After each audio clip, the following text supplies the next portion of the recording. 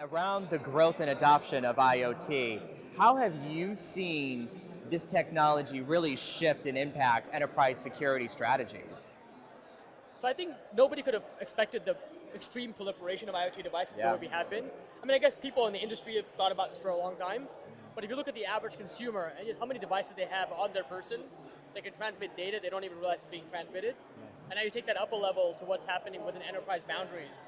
There's a blurring distinction between what is or isn't part of an enterprise boundary, and that means there's a blurring distinction between what's important information is being pilfered out of that boundary, whether it's on purpose or accidental. Right. Definitely, I think what you find, especially in the IoT space, is every company is becoming a data company. Yeah. And that data company is being driven by a lot of IoT technology, a lot of sensoring information that's helping businesses make better decisions. It's part of the reason artificial intelligence is performing so well these days, because the sensors themselves are getting so much better. And so as your business becomes more and more dependent on things that you don't usually consider a risk, like when you think IoT and when traditional organizations think about IoT, they think about it like a thermometer on a wall, and they don't think that like, well, maybe it's like internet connected and it's collecting data that's used to drive a critical process potentially. Right. And some feel that there are some limitations around machine learning and AI.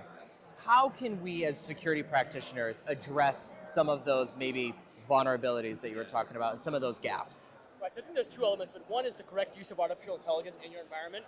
Yep. And to me, there's an expression Michael Dell likes to use, which is that if AI is a rocket ship, data is the fuel. And when you think about it, you need both data and the rocket. You need both the fuel and the rocket to work correctly. Yeah. If you don't have enough fuel for a good rocket, it doesn't matter. And if you've got a mediocre rocket but not enough fuel, that same thing is connected. So to me, I think the real critical issue is that you've got to look at AI much more holistically, have the right data, have the right people look at that data and know what to look for that's meaningful, and have that domain expertise, and then couple the richness of the data with the richness of the domain expertise together with the AI techniques. And I think if you do the first two parts right, it almost doesn't matter how fancy your AI is at the end. Almost any off-the-shelf AI technique will work really well. The second key thing to think about is if you're going to embrace AI, how do you think about security within the context of AI? Right. The reality is that many people treat AI as a black box. And if they're deriving models from their data and don't understand how those models are being derived, there's a very legitimate risk that somebody could come in and through some small minor data modifications could create models that will create behaviors that are completely unanticipated. And nobody's going to understand how those models came about because they don't understand how the black magic works underneath. Right. Yeah, I agree with that. The importance of AI, and just because of the complexity of how it works in the model generation, knowing that the models are actually accurate is a real problem. In the security space, AI, I think, is one of the most important technologies to change the nature, especially when there's such a shortage of cybersecurity talent. And so the Secureworks approach using AI is very threat intelligence driven. So we take a security researcher's approach to artificial intelligence by writing things like classifiers that know the nuances of the threat to be able to detect and learn from the threat and their changes. So that actually, it's a very good point. And thinking about IoT and AI, it's one thing to talk about some of those vulnerabilities and gaps, but I think as you mentioned, John, there's also some real opportunity in the security operations center environment, the SOC environment. Zuli, what's your perspective on that? Yeah, I agree 100%. I think the reality is that we don't have enough analysts out there to deal with every single security issue that we can possibly handle. And what artificial intelligence does is it acts as a force multiplier.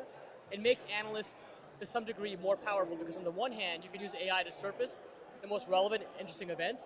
You can use AI to detect interesting events as well and reduce the load on the analyst. To me, the third place where AI will be used in the SOC is for how you do effective response automation and orchestration.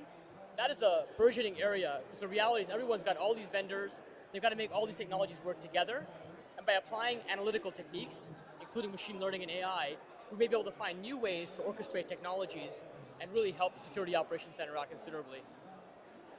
Yeah, so the interesting thing about artificial intelligence at Secureworks is we have hundreds of analysts, and we don't want them spending time on things that we're confident on. So we're 100% confident that that's 100% likely to be malicious. And so where we want analysts spending time is as threat actor tactics change, we want them to study the threat actor tactics and then supervise a machine learning model to be able to learn those new tactics, to then be able to effectively drive the confidence of the artificial intelligence systems up. Right. So the other piece to talk about, I think, is what are some of the risks that we're potentially introducing by bringing in AI and IoT into our SOC, maybe prematurely before we really thought it through? What are some of those vulnerabilities that maybe people aren't thinking about? Right, I think John alluded to something earlier. When you look at new technology, it's not about the technology in isolation. It's about the people and process that goes together with the technology. If those three elements aren't working in harmony, then it doesn't matter what technologies you bring in. You won't be able to use them to gain value in your environment.